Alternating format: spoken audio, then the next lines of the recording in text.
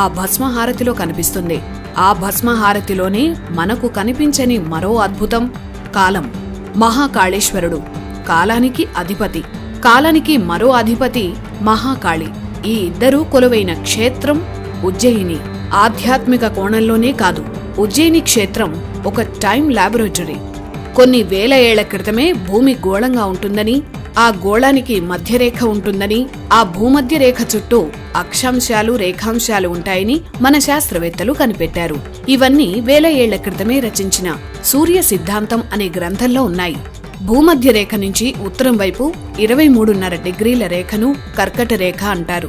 అదే 23.5 డిగ్రీల దక్షిణ రేఖను మకర రేఖ అంటారు. ఇవన్నీ చిన్నప్పుడు సోషల్ పాఠాల్లో చదువుకున్నవే, కానీ అవేంటన్నది చాలా మందికి తెలియదు. సరిగ్గా ఆ కర్కట రేఖపై 0 డిగ్రీల ప్రాంతంలో, అంటే కర్కట రేఖ మొదలయ్యే ప్రాంతంలో కట్టిన క్షేత్రమే ఉజ్జయిని. కర్కట రేఖ మకర రేఖలే ప్రామాణిక కాలాన్ని సూచిస్తాయి. ఈ భూమి మీద మహాకాలానికి చిహ్నం ఉజ్జయిని. ఇండియన్ గ్రీనిచ్ గా ఉజ్జయినికి పేరు. నిజానికి గ్రీనిచ్ కన్నా ముందు ప్రపంచానికి prime meridian time zone Ujjaini. Ujjaini కాలం బట్టే ప్రపంచ కాలాలు నడిచేవి. బ్రిటిష్ సామ్రాజ్యం ఉన్నప్పుడు వారే గ్రీనిచ్ ని ప్రైమ్ మెరిడియన్ గా పెట్టారు. ఆ తర్వాత ప్రపంచమంతా అదే ఫాలో అయింది. ఇప్పటికీ అదే ఫాలో అవుతున్నాం కూడా.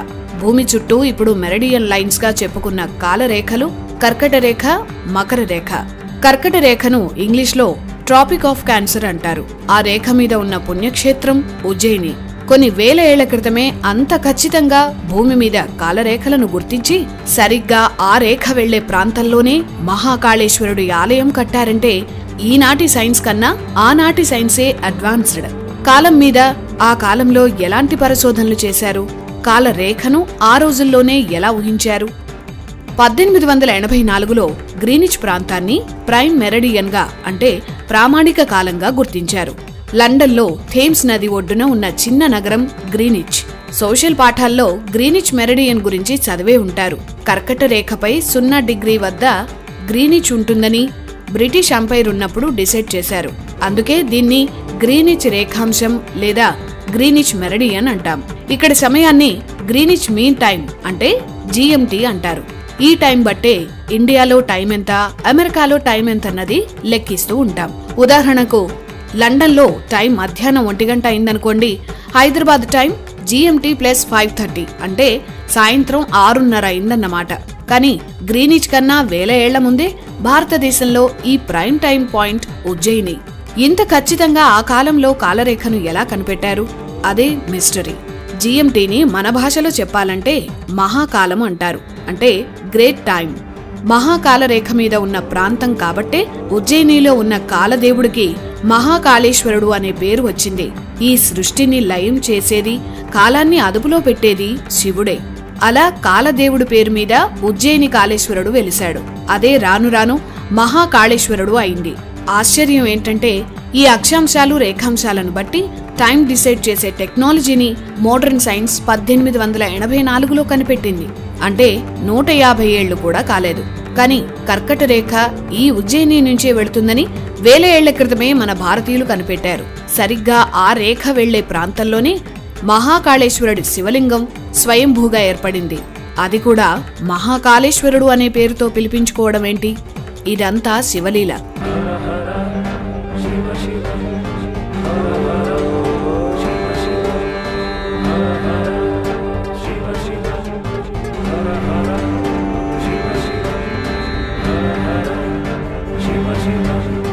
గుప్తుల స్వర్ణయుగం కాలంలో ఉజ్జయిని ఒక మెయిన్ సిటీ.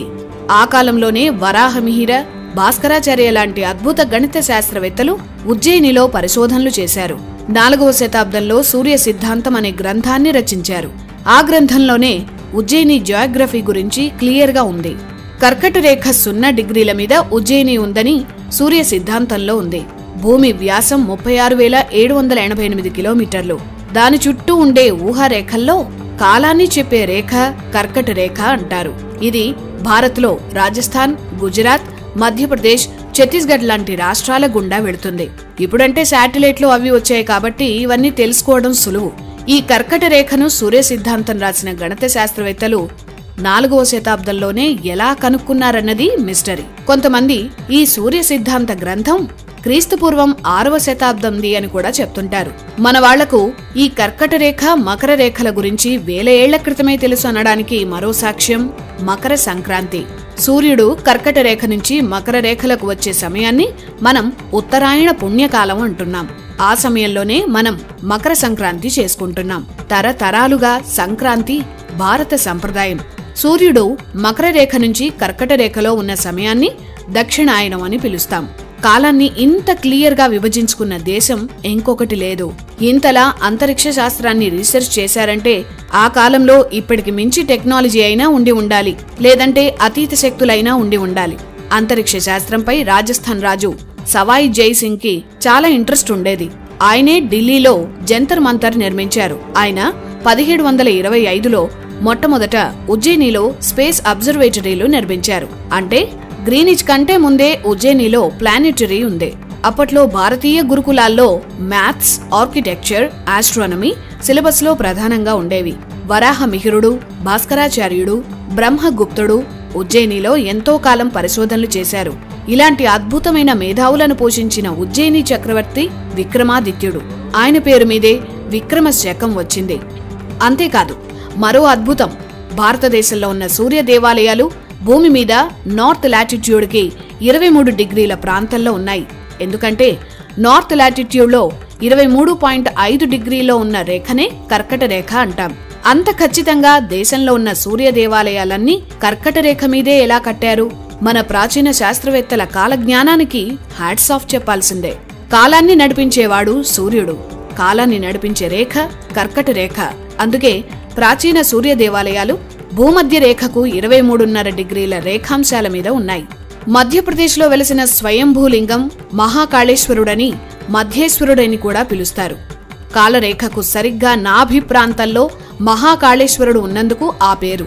12 జ్యోతిర్లింగాల్లో ఉజ్జయిని మహాకాళేశ్వర క్షేత్రం చాలా ప్రత్యేకమైనది. 5 అంతస్తుల్లో ఈ దేవాలయం ఉంటుంది. ప్రాచీన భారతీయ శాస్త్రవేత్తలు కాలంపై చేసిన పరిశోధనలకు సాక్ష్యమే ఉజ్జయిని మహాకాళేశ్వరుడి క్షేత్రం. ఉజ్జయిని అష్టాదశ శక్తిపీఠాల్లో ఒకటి. ఇక్కడి అమ్మవారి పేరు ఉజ్జయిని మహాకాళి. కాలాన్ని అదుపులో పెట్టేది కాళేశ్వరుడు అయితే, కాలాన్ని హరించి కొత్త కాలంలోకి తీసుకువెళ్లే శక్తి కాళి. కాలం నుంచి వచ్చిన పేరే కాళి. భోజరాజు పాలించిన రాజ్యం ఉజ్జయిని. విక్రమాదిత్య సహా ఎంతో మంది చక్రవర్తులు ఆ ఆలయాన్ని అభివృద్ధి చేశారు. ఉజ్జయిని మహాకాళి సమక్షంలోనే మహాకవి కాళిదాసుకి జ్ఞానోదయమైంది. ఇలాంటి గొప్ప ఆలయం చరిత్రను భారతీయులందరూ తెలుసుకోవాలి.